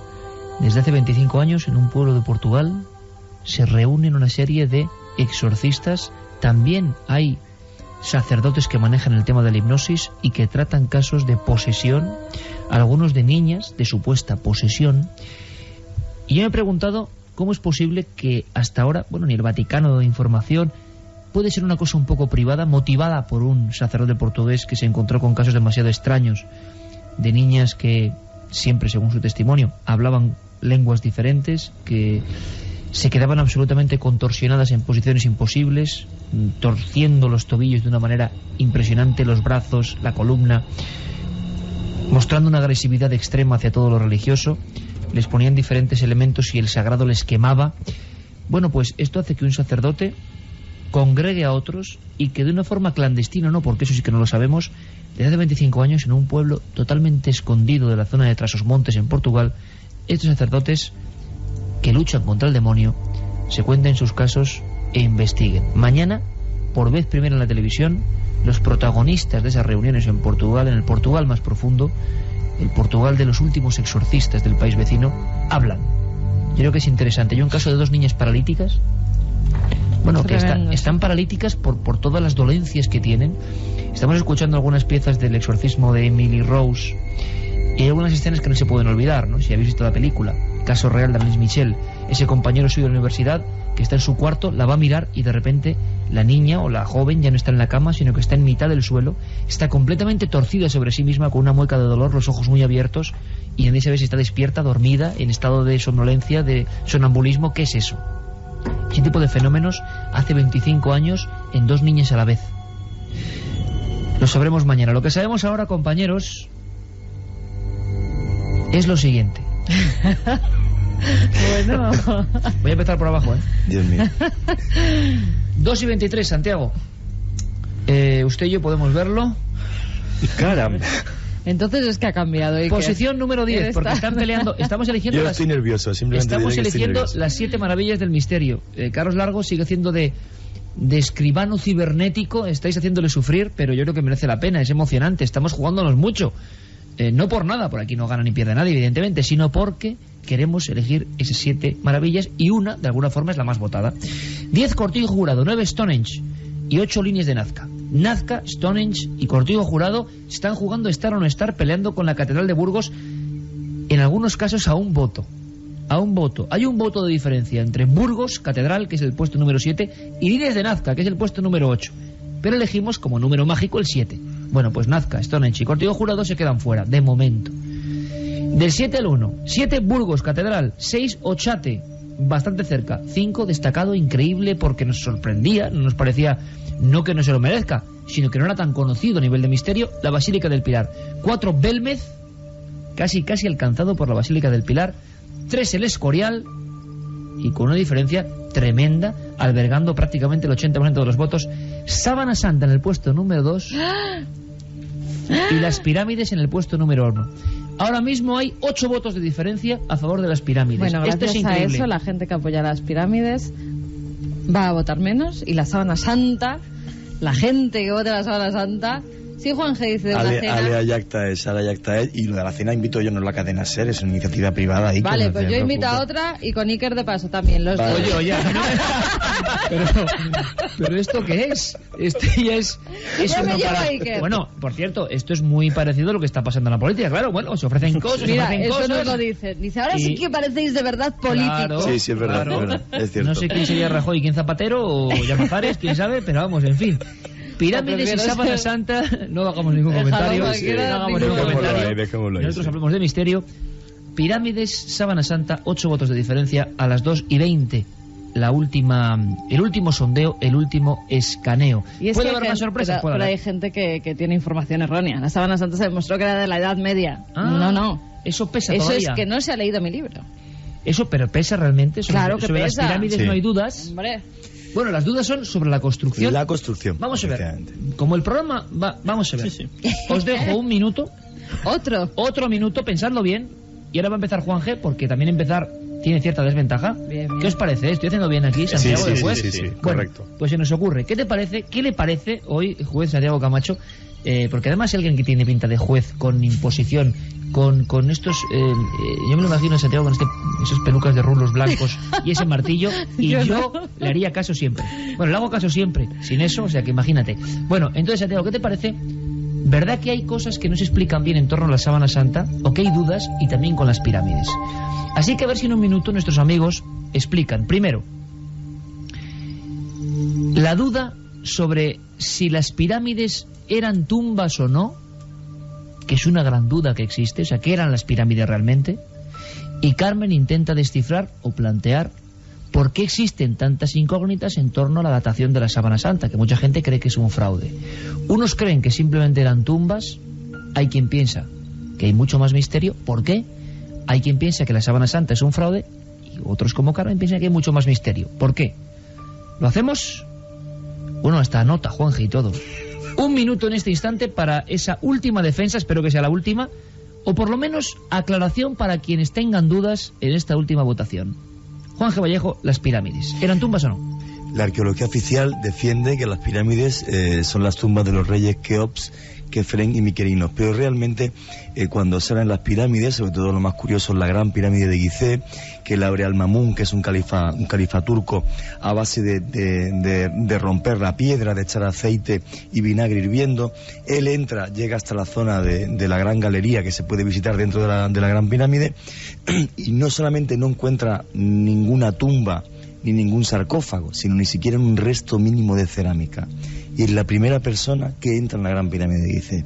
Entonces, una cosa que es muy importante, sí podrían ser tumbas en el sentido de que están en la parte oeste del Nilo, que representaba el más allá, pero lo que está muy claro es que las 3 pirámides representan el cinturón de Orión, cuya una de sus diosas era la diosa Isis, que era la madre del Nilo. Minuto. Están ciñendo nuestros amigos, ¿eh? O sea que os ha quedado más claro, quienes teníais dudas sobre la pirámide. Nos estamos jugando el gran icono del misterio, ¿eh? Esto parece una de las oposiciones estas como la de notarías, que son orales. Sí, estrictas. Bueno, se están examinando entre 700.000 amigos, casi nada. Es un examen importante. Bueno, pues ahora vamos a dar un minuto a Carmen para explicar o intentar despejar dudas de por qué la sábana santa, que es tu creencia, no es un fraude, que le puede otorgar más importancia para ser votada, al igual que más misterio en las pirámides, porque hay mucho más que simples tumbas. Minuto para Carmen. Bueno, hay muchas dudas sobre la datación que se hizo a través del carbono 14 de la sábana santa. Es enviado a diferentes laboratorios, un trozo que no contenía en ninguno de los casos ninguna imagen, ni era sacado de la imagen, la figura que se proyecta en la sábana santa, sino de una esquina. Es mandado a diferentes laboratorios y entonces se hacen pruebas con el carbono 14. El carbono 14 lo que dice es que es una tela de entre 1260 y 1390. Sería una época medieval. Pero lo que no se sabe es que días después se da una rueda de prensa en la que se dice que el carbono 14 ha fallado en la datación de la tela de la sábana santa, porque esta puede estar contaminada por los fieles que la besaban, que incluso en el siglo XX dejaban carmín dentro de la tela, por los incendios que ha sufrido la sábana santa, que pueden alterar la datación del carbono 14, y también por todas las personas que han tocado esa tela durante siglos, desde el siglo I, que es el primer siglo al que pertenece, hasta el siglo que estamos hoy en día. Minuto. Difícil sería dar un veredicto aquí, porque los dos con gallardía y aplomo han defendido y han sacado muchas dudas, imagino, han despejado muchas de ellas. Pero es que además el dios Cronos se ha querido sumar a la solemnidad del momento y nos ha dado las señales horarias en el preciso momento de terminar el debate. O sea, ya me parece... Yo estoy emocionado. Yo también. Hemos cambiado de repente el rumbo de la historia de Milenio 3 en este programa, que creo que es el 621, si no me equivoco, haciendo... Cuidado, ¿eh? Y yo creo que es lo importante. Yo creo que nunca lo ha habido y nunca lo habrá, porque esta es una familia muy bien avenida. Lo que estamos haciendo es intentar sintetizar, inventarnos nuevas cosas en el sentido del formato radiofónico para que aprendáis directamente y quizá datos que no estaban bien conocidos se refresquen y que sea entretenido, ¿no? Aquí lo estamos pasando muy bien todos, ¿eh? Pero ahora viajamos... no sé si claro, puedo decir, oye, esto es condicionar, tenemos un reportaje y tiene que ver con Egipto, puede que condicione para bien o para no bien, porque desde luego el tema a mí no me hace mucha gracia. A mí el tema no me hace mucha gracia. Lo tienes ahí preparado, ¿verdad, Geray? Carlos, ¿está todo preparado? Perfecto, o sea, porque... Hoy precisamente se tiene que emitir un reportaje de Egipto. Sí, es así. Me parece a mí que estáis en contra sí, mía todos. Pero cuidado, que... No sé yo. Que si te digo que el reportaje de Egipto tiene que ver con una tumba de Iker, pues hombre, a mí desde luego no sé yo si es muy a favor o no. Mira, más para pero que la gente y los milenarios vayan a ver Egipto. Mira, mejor me lo pones. Sí, pero a mí no sé, dar esta noticia prefiero ni darla. Oye, pero Iker en egipcio significaba el excelente. ¿Ah, sí? Y además no es con K, es con Q. Efectivamente. Bueno. Entonces, bonito. Bueno, viajamos a esa tumba. Venga. Nuestro compañero Carlos ha hablado con los especialistas del CSIC, los arqueólogos que están allí excavando. Y este es nuestro viaje. Esta semana hemos podido conocer la noticia del descubrimiento de una tumba intacta de un guerrero egipcio del año 1500 a.C. El hallazgo se produjo muy cerca de la ciudad de Luxor, enmarcándose dentro de la 7ª campaña del proyecto Yehuti, desarrollado por un grupo de 15 profesionales dirigidos por el egiptólogo español del CSIC, José Manuel Galán. El descubrimiento del ataúd de madera no es casual. El hallazgo es fruto de intensas expediciones sobre la necrópolis de Dra Abu el Naga, por debajo de la cual se comenzó a percibir la existencia de varios niveles de enterramientos que fueron creados a partir del año 2000 a.C. La tumba de Iker, que así se llamaba el arquero momificado encontrado, estaba ubicada en una pequeña oquedad de la tierra, cumpliendo de forma exacta con los tradicionales ritos funerarios egipcios. Escuchamos a José Manuel Galán. Se trata de un enterramiento relativamente humilde, porque en realidad se trata de una oquedad en la roca de la montaña, más que una tumba tallada, y de pequeño tamaño, donde se ha empujado dentro un ataúd pintado con una inscripción, y junto a él se han clavado 5 flechas que todavía conservan sus plumas en el extremo posterior, y una pequeña vasija de cerámica muy bonita, ¿no? Es un enterramiento relativamente humilde de un personaje, probablemente un soldado, ¿no? Puesto que tenía las flechas fuera y dentro del ataúd se enterró con 2 grandes arcos, probablemente se tratase de un guerrero. más o menos como de clase media sería, ¿no? El enterramiento está proporcionando datos muy interesantes sobre la época en la que el arquero Iker vivió, un periodo de Egipto que, según el propio José Manuel Galán, es bastante desconocido en el mundo de la arqueología por la falta de pruebas históricas concluyentes. Lo importante, sobre todo, es la antigüedad del enterramiento, que es del año 2000 a.C., y justo el periodo en el que vivió este personaje, que se llama Iker, ¿no? Es un periodo que se conoce relativamente mal en la historia de Egipto. Es un periodo de guerra civil, el norte y el sur están en guerra, ¿no? Hasta que el gobernador de la ciudad de Tebas, la actual Luxor, consigue derrotar al otro bando y unificar el país bajo su mandato, ¿no? Y Tebas así se convierte en capital del reino de Egipto. Nuestro personaje Iker probablemente pues era uno de los soldados que participó en estas guerras civiles. Probablemente incluso fuera uno de los soldados del rey que consiguió unificar el país, ¿no? El nombre del guerrero se ha podido desvelar gracias a la existencia de varias inscripciones presentes en el ataúd. De extraordinaria belleza, los jeroglíficos muestran figuras animales que, tal y como pudo confirmar el equipo, se traducen como Iker el Excelente. El ataúd de Iker está pintado de rojo y por los 4 lados y por la tapa corre una inscripción en fondo blanco con signos jeroglíficos pintados en colores, ¿no? El contenido de la inscripción es relativamente común, se solicita la invocación de ofrendas para el difunto y se mencionan una serie de dioses que tienen que actuar de intermediarios. En este caso pues es el dios Osiris, que es el rey de los muertos, el juez supremo en el juicio final, Anubis, que es el dios de la embalsamación, y la diosa Hathor, que es señora del cielo y que tiene un papel también funerario, ¿no? Y estos 3 dioses pues tienen que hacer de intermediarios, como digo, para que le lleguen la invocación, las ofrendas a Iker, ¿no? Que se menciona al final de la inscripción. Lo interesante de la inscripción, más que nada, son los signos jeroglíficos, que están hechos con un estilo infantil, naif, característico de esta época intermedia, ¿no? Y que son una verdadera maravilla. No es la primera vez que el equipo liderado por José Manuel Galán realiza un descubrimiento de tanta envergadura como este. Hace tan solo un año comunicaban la noticia del hallazgo de 2 cámaras funerarias de más de 3.400 años de antigüedad y de 43 ramos de olivo seco en perfecto estado de conservación, que resultan ser los más antiguos en la historia de la humanidad. Como podemos observar, investigaciones que están aportando luz a un periodo oscuro de Egipto y que, según José Manuel Galán, darán mucho que hablar en los próximos meses. 2:37, esto es Milenio 3, la nave del misterio, la mesa de redacción, que cuando la ideamos, sobre todo queríamos que como esta noche fuese, por encima de todo, interactiva y viva. Cambiante como todos los descubrimientos que están pasando en la Antártida. Es tal el desborde que tenemos en el 7640, es tal el desborde que tenemos que hay 45, cerramos los mensajes. Es que es imposible, si no. O sea, es imposible. Así que hay 45, daremos aquello de campanar y se acabó, decían, ¿no? El 3 mítico. Bueno, pues lo haremos en 45 porque es que si no es imposible. Así que ya sabéis, amigos, si queréis que Carlos Largo siga vivo y su cerebro no se fragmente en miles de partículas después de tantos cálculos, parece ahora mismo uno de esos cerebros, ¿no? Tipo Ramón Campayo, el hombre ahí calcula que te calcula. En fin, hay 45, cerramos.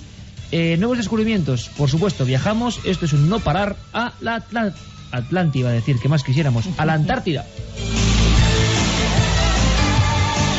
Por cierto, que publicaba el periódico que 47.000 visitantes anuales están llegando. Pero hablábamos de ese gigantismo de algunas especies. Yo no sé si podemos dar... hay un vídeo quizá buscando por Antártida más araña... En noticias. ¿Qué ha pasado? Porque es increíble el vídeo, ¿eh? Pues mira, ha sido un equipo de científicos. Han ido hasta las profundidades del océano Antártico, han metido sus cámaras y han descubierto que a 1000 metros, bajo la superficie, pues hay un censo de seres vivos desconocidos por completo. Es increíble. A 1000 metros es abismo, claro. Suele ocurrir que cada insección que hacen en el agua encuentran nuevas especies. Y aquí ha pasado. Y no solamente con esas arañas. Dicen que en la Antártida hay muchísimas especies enormes. No saben por qué. Incluso se están planteando investigar el cambio climático porque puede que tenga que ver con ese gigantismo de las especies. Bueno, hay todo tipo de hipótesis. Los datos dicen que obtenidos por la expedición podrían aportar a los investigadores pistas sobre cómo el cambio climático está afectando a la vida de estas criaturas también. Pero no solamente se han descubierto esas arañas de mar que son del tamaño de un plato, según han dicho. Hay gusanos enormes, crustáceos gigantes. Algunos de ellos viven en la oscuridad y, como veíamos en algunas imágenes y veremos próximamente también en Cuarto Milenio, tienen como una especie de lamparillas que salen desde sus cabezas, con las que se iluminan y así pueden ver en las profundidades. En fin, que cada expedición que hay al mar, cada cámara que se mete, se descubren nuevas especies. A mí, desde luego, me ha impresionado la cadencia, el movimiento un tanto, no sé cómo definirlo, porque desde luego parece una forma casi fantasmal, con unas patas robustas, gruesas, que se mueven como una criatura, pues como aquellas que se dibujaban en la antigüedad en los confines del mar, ¿no? Donde se creía que habitaban criaturas increíbles. Nos parece maravilloso que todavía el abismo como la última gran frontera, ¿eh? O sea, meten como el que mete un corchito cuando va a pescar, ¡pop! Y como si solo el corchito pudiera ver. Pero ¿qué hay en el entorno del río? Miles de cosas que no se ven. Es que, claro, siempre tenemos el vicio y no lo es tal, es innato al hombre de mirar hacia arriba y de buscar el infinito en las estrellas. Pero es que lo desconocido lo tenemos en el patio de atrás de nuestra casa. La ciencia sabe muy poco de lo que hay en los mares, sabe muy poco de lo que hay en el interior de la Tierra.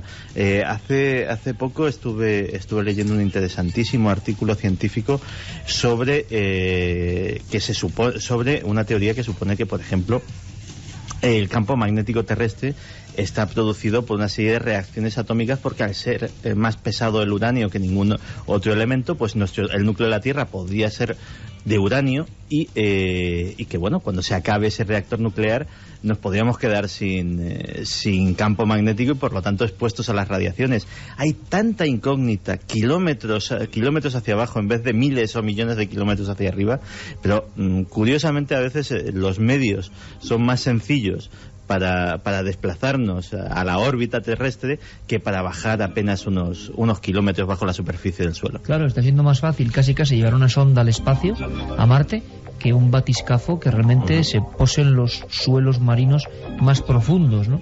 Por cierto, hay una noticia que sí que nos ha dejado un poco con un sabor desde luego muy amargo, ¿no? Yo desconocía por completo esto, a ver qué opináis, Juanje, Santi.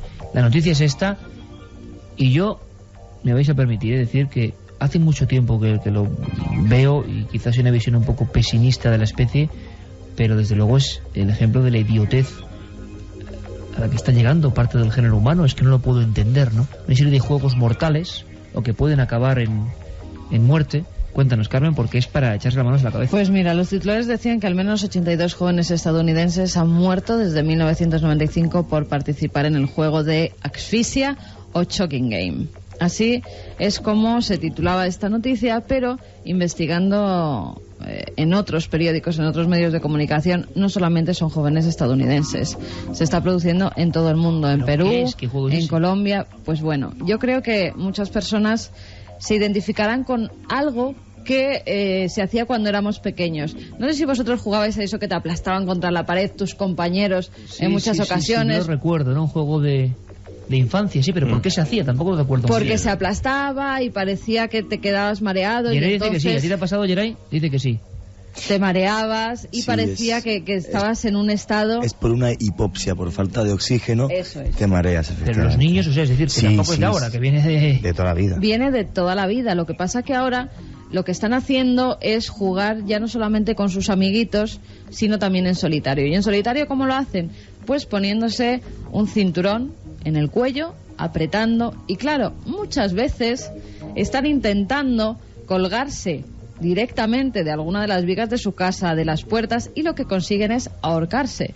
Están muriendo muchísimos niños por estos, yo no los llamaría juegos, por estos estupideces que está haciendo la gente, porque es que además se están grabando en vídeo y lo están retransmitiendo a través de internet.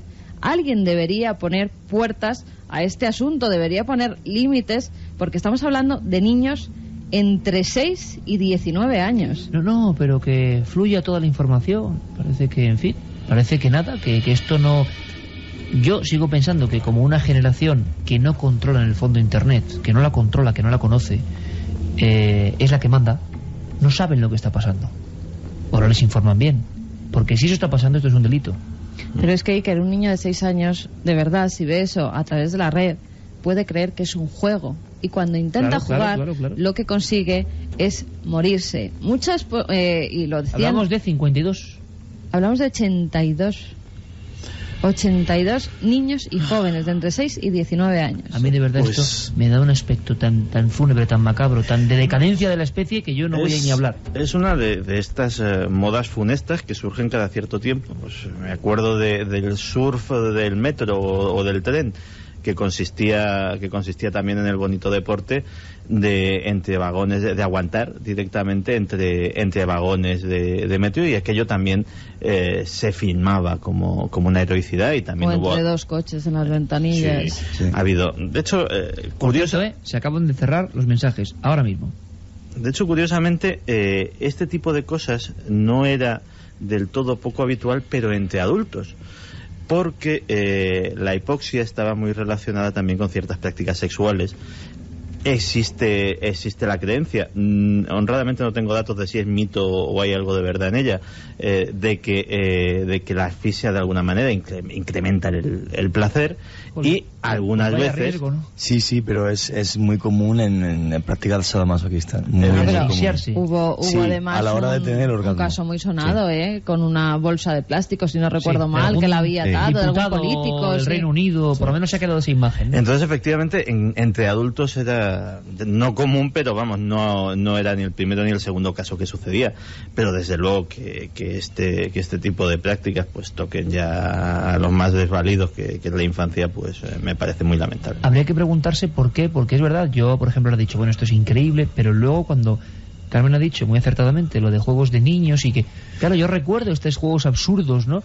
¿Por qué el niño, desde que es niño, y parece que es un condicionamiento que va en lo más profundo de la genética y de la especie, se quiere poner en peligro? También es una cosa muy curiosa. Por el simple hecho del desafío, ¿no? Del decir, bueno, pues como igual que, y con perdón, somos animales. Entonces hay una parte nuestra animal que es yo soy más fuerte que tú, o soy más rápido que tú, o soy más que tú. Entonces a nivel físico es muy común, pero aquí yo pienso que el peligro grande es que en el fondo las televisiones, aunque se puede emitir un vídeo y hay un poder terrorífico de la imagen, ¿no? Recuerdo que aquí dimos una noticia que me impactó muchísimo, que fue cuando apareció el ahorcamiento Sabía que lo ibas a decir, sí, efectivamente, cuando apareció el ahorcamiento de Saddam Hussein, efectivamente hubo algunos niños que se suicidaron y tal. Pero aquí el problema es que, claro, o sea, pasa eso y al día siguiente la opinión pública puede decir, oye, os habéis pasado con este tipo de imágenes. Y la televisión, bueno, pues se puede echar un pelín atrás, mientras que en cambio en Internet la libertad es total. Pero el problema, jóvenes... Iker y Juan G., yo lo he estado viendo por Internet, son vídeos de niños grabados por niños. Pero si la libertad es fabulosa, yo siempre que digo algo de esto, siempre todo el mundo, no sé qué, en contra de la libertad. Pero está muy bien. Ahora, la libertad para ver a niños que hacen esto, en fin, yo entonces voy a decir una cosa, mira que yo intento ser un espíritu libre en lo que cabe en esta vida, pero yo no quiero ser libre para ver eso. O sea, eso me parece un delito, algo bochornoso, y que el que ha puesto ese vídeo tiene que ir directo es que a la no cárcel. Es una persona, Iker, son muchas personas. Bueno, y ya no solamente pues no me digáis a lo mejor, no es extraordinario que esto esté pasando. Mira, los estamos padres, preocupando de Iker, mil los cosas en el mundo, y de los no. niños no tenían ni idea de lo que hacían. Bueno, son pues, juegos que se están haciendo en las escuelas, en los colegios, durante los recreos, en las aulas. Todavía no se conoce ningún caso en nuestro país, pero ¿cuánto tiempo tardará en llegar? He hablado yo en alguna ocasión, y lo hemos dicho con amigos, esa película, Idiocracia creo que es, ¿no? Sí. Que bueno, que me pareció muy mala, que tal, pero retrataba el mundo en el 2300, y claro, sí, pues es lo que pasa, se pierde el lenguaje, se pierde todo, la televisión solo ofrece sexo y sucesos macabros y muertes en vida, y en vivo, y en fin, es que yo, esta misma tarde lo hablábamos con Eric Fratini y con su esposa, en fin, que va hacia eso, hombre, no, bueno, pues vale, sigamos así. Y la gente, luego, Santiago, es que inmediatamente, yo no sé si es que interesa mucho esto. No, censor, Iker no sé qué. Pero bueno, vamos a ver, usted quiere ver gente suicidándose en vivo y todo eso, entonces usted está muy mal. Perdone que le diga, pero usted está muy mal. En cualquier caso hay algo que falla. Y hay algo que falla porque yo siempre me hago la misma reflexión. Mira, yo ya tengo más de 40 años, y cuando éramos pequeños éramos muy cáceres. muy cafre. Sí, el ser humano. Algunos más que otros. Sí, yo era particularmente cafre. Pero... ¿Cómo que era? pero no has dejado de ser un niño. Pero no eso, en eso te está la razón también. Pero no pasaba nada. Es decir, había rasguños, había moratones, alguna pedra y alguna escayola, pero la cosa no llegaba más. Yo le había tenido una pedra ni una Perdona, escayola. te digo el por qué. Porque resulta que nosotros cuando éramos niños nos íbamos a jugar al balón y al fútbol y alguien se doblaba el tobillo e intentabas ayudarlo y tal, mientras que ahora los niños, por desgracia, algunos niños, Juanje, perdona, digo en general en la sociedad, el padre y la madre trabajan todo el día, ven al niño por la noche y el niño se pone a ver videojuegos o a ver la tele o a no sé qué, pero le falta esa interactividad que teníamos en el juego y en la vida infantil de hace 20 años. Pero cuidado, que luego no hay que satanizar. Te quiero decir, hay videojuegos maravillosos que ya me gustaría haber sido niño. Bueno, primero, ser un niño y en vez de tener que hacer 1000 cosas que tuve que hacer para... Bueno, pues por ejemplo, poder hacer un periódico yo mío en Internet y que lo lean otros. Eso sería un sueño. O sea, aquí no hay duda que Internet es yo creo que una de las grandes herramientas... Tal vez te hubieras quedado en tu casa haciendo desde el sillón y una pantalla, bueno, pues no lo sé, ese periódico, y no hubieras sido mira, tú has comprado como ibas de pequeño. Tú has comprado un juego que es el mundo submarino precisamente y vas explorándolo. Y yo decía, para los niños, si yo fuera niño con 10 años y viera este juego y viera el mar como lo estoy viendo ahora explorando, esto es una maravilla.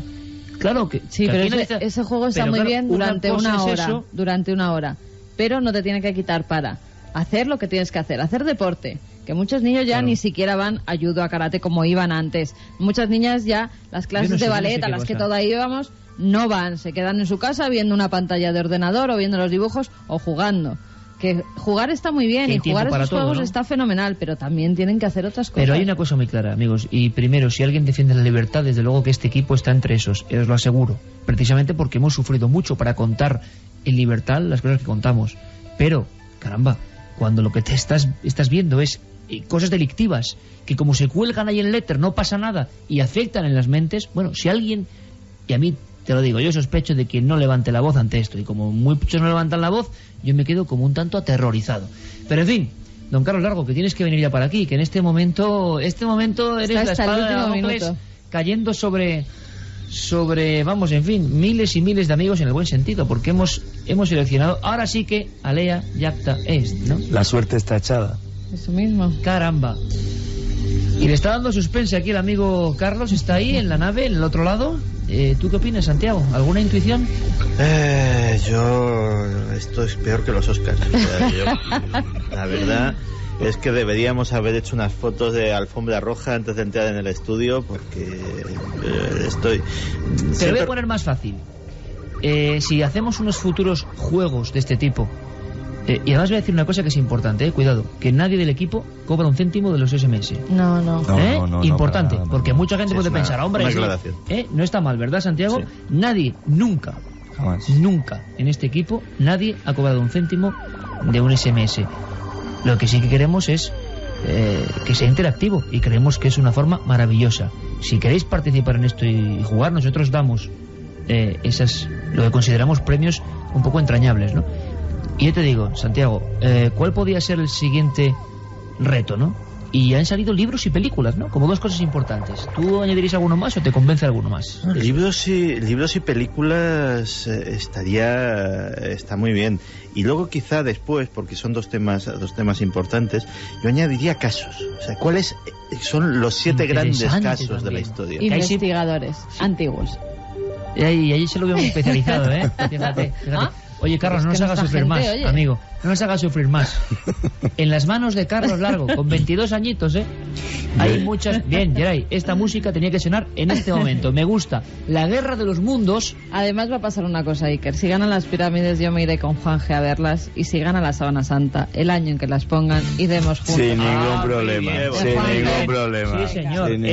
Eso nos ha parecido fenomenal. Porque hay una cosa que está clara, que ambas merecen estar ahí. Como las 7 que van a quedarse. Cuidado, que hay una cosa que le decía Juanje, que no elegimos una, cuidado, que elegimos 7. Sí. Todo esto surgió en León, con Javier Sierra, porque dijimos, tanto con las 7 maravillas del mundo, tanta polémica, ¿y qué pasa con el misterio? ¿Tenemos 7 maravillas? Pues fíjate, ya han surgido. Elegiremos 7 casos, si queréis lo elegiremos. Elegiremos 7 libros, los elegiremos. Elegiremos 7 películas, las elegiremos. Y haremos un ranking que, repito, hacéis vosotros, el alma de la nave del misterio. Y en este momento, por detrás de Santiago Camacho se abre una puerta, la puerta mítica para todos nosotros, con una luz roja en el exterior. Y aquí llega Carlos. Gracias por todo el trabajo, Carlos. Bueno. Madre santa, como diría el compañero Pablo Villarrobia. En fin, las 3 maravillas que pugnaban se quedan ahí fuera. Se quedan ahí fuera. 7 maravillas del mundo. 7ª, Ochate. Definitivo, que se ha quedado el 7º puesto y ha sido superado por la Catedral de Burgos. 7ª, Ochate. Maravilla del misterio. Y lo merece el pueblo de las supuestas epidemias, siempre polémicas, pero sobre todo el pueblo donde tantos y tantos hemos soñado con el misterio y con la leyenda. Burgos, la catedral, puesto número 6, qué decir, ¿no? De la belleza enclavada en mitad de Castilla, llena de simbología, llena de arte. 5ª posición, la Basílica del Pilar, donde ha habido filmaciones ovni, donde ha estado la historia del Cojo de Calanda y donde ha habido supuestos milagros. 4, Belmez, qué decir, ¿no? De esas caras surgidas en el año 71 y que siguen siendo un reto. 3er lugar, el Escorial. Si hay un lugar de poder en España, Santiago, el Escorial. Esto se llama pausa dramática. Yo estoy sudando. Yo ya lo sé porque te lo estoy viendo a través del papel. 55, segunda posición, la Sábana Santa. La Sábana Santa de Turín. No me lo puedo creer. Después de un liderazgo, además, durante 2 meses. Dios durante mío. 2 meses, Es bonito que suene además ahora Ray Lynch, Geray, esta música siempre positiva, que surge en momentos importantes, porque, cuidado, repito, son 7 maravillas del misterio. Sábana Santa, yo no voy a decir nada porque mejor que yo lo he dicho ya Carmen. Y número 1, las pirámides de Egipto. Felicidades, Juan. Muchas gracias. Pienso que ha sido... Ahora vas a tener que pagar la cena. Voy a tener que pagar la cena, no me importa. Al equipo también. Al equipo también. Hombre, pero no te va a costar cara, ha sido un debate y una batalla entre comillas limpia. Pienso que hay veces que nos hemos ofuscado un poco de más, pero... Y sobre todo, pero es lo bonito. Y por cierto, no sabes la cantidad de gente que me dice que la salsa de la mesa del misterio es eso, los ten con ten. Hombre, ¿qué decir de las pirámides y la Sábana Santa? Que lo merecen, por supuesto. Para que os hagáis una idea, ellas aglutinan el 80% de los votos. Sí. La diferencia total, después de muchísimos cientos de votos, miles de votos, es de 5 votos. No me lo puedo creer. Como hayas contado mal, Carlos, se te va a caer el pelo. 5 votos. Voy a repasar uno a uno todos los votos. Pero es que el problema es que siguen llegando mensajes y es imposible. Hemos estado 2 meses con este juego con una sola intención: que aprendamos un poco, que valoremos y sobre todo que aquí hay un estudio de la historia, del misterio y de lugares que están en el inconsciente, en el arquetipo del inconsciente colectivo. Bueno, Pirámides 1, Sábana Santa 2, Escorial 3, Belmez 4, Basílica del Pilar 5, 6, Catedral de Burgos, 7, Ochate. Las 7 maravillas del misterio, y la elegidas semana que viene por que Milenio 3. daremos los ganadores. Por supuesto, la semana que viene los ganadores de los libros y de ese trozo del alma de la nave del misterio. Y a mí me ha encantado la experiencia, no sé a vosotros, compañeros. Mira, bueno, nos los dicen implicados. que para la próxima, Álvaro de Madrid nos lo dice, para la próxima los 7 personajes históricos del misterio. Oh, qué bonito también, Sí, señor. Sí, señor. Si es También que nos dicen películas, películas de terror. películas, libros, personajes, casos, Habrá que elegir. hay toda una gran cantidad. Hombre, yo dejaría un par de semanitas de relax, por lo menos, nuestro corazón porque si no... da abasto. Hay una cosa que me sorprendió más de las 7 maravillas, que estoy muy contento de la pirámide y también que la Sábana Santa está ahí. Ya, eso te sobraba. ¿Cuántos temas surgieron? ¿Y qué? ¿Cuáles fueron? 160. 170 llegaron. 170 temas. Con lo cual se dice 170 mucho del posibles. nivel de la audiencia. Sí, sí. Y hay que decir una cosa, Santiago, temas que no conocíamos, algunos había, ¿eh? Sí, de hecho, es que nuestros oyentes son de lo mejorcito y la verdad es que yo creo que todas las noches nos enseñan algo ellos a nosotros, aparte de lo que puedan ellos descubrir a través de Oye, nuestras palabras. yo voy a pedir una cosa, si alguien aquí es el notario, es Santiago, ¿no?